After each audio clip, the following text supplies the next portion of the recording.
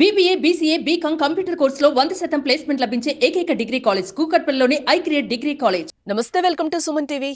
పల్నాడు జిల్లా వినుకొండలో వైసీపీ యువజన విభాగ నేత షేక్ రషీద్ ని జిలానీ అనే వ్యక్తి నడి రోడ్డుపై 2 చేతులు నరికి అత్యంత దారుణంగా హతమార్చిన ఘటన రాష్ట్ర వ్యాప్తంగా ప్రకంపనలు సృష్టిస్తోంది.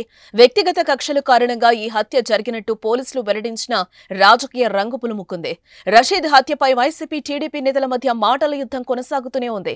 నిందితుడు జిలానీ టీడీపీ పార్టీని వైసీపీ ఆరోపిస్తుంటే కాదు వైసీపీ పార్టీ వాడని టీడీపీ అంటోంది. దీనిపై సోషల్ మీడియాలో వార్ నడుస్తూనే ఉంది. ఏదేమైనా ఈ హత్యతో పల్నాడు జిల్లా రాజకీయాలు మరోసారి వేడెక్కాయని చెప్పుకోవచ్చు. ఈ హత్య ఘటనపైన ఏపీ మాజీ సీఎం వైఎస్ జగన్ తీవ్రంగా స్పందించారు. రాష్ట్రంలో రాక్షస పాలన కొనసాగుతోందని, నడి రోడ్డుపై జరిగిన దారుణ మారణకాండ ప్రభుత్వానికి సిగ్గుచేటంటూ స్పందించిన జగన్ బెంగళూరు నుండి హుటాహుటిన ఏపీకొచ్చారు.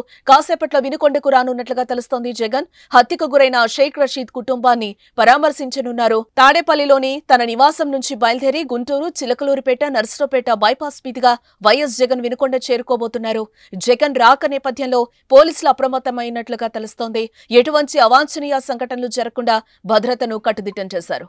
సుమన్ టీవీలో మీ పర్సనల్ అండ్ బిజినెస్ ప్రమోషన్స్ కోసం కింది నెంబర్కి కాంటాక్ట్ చేయండి.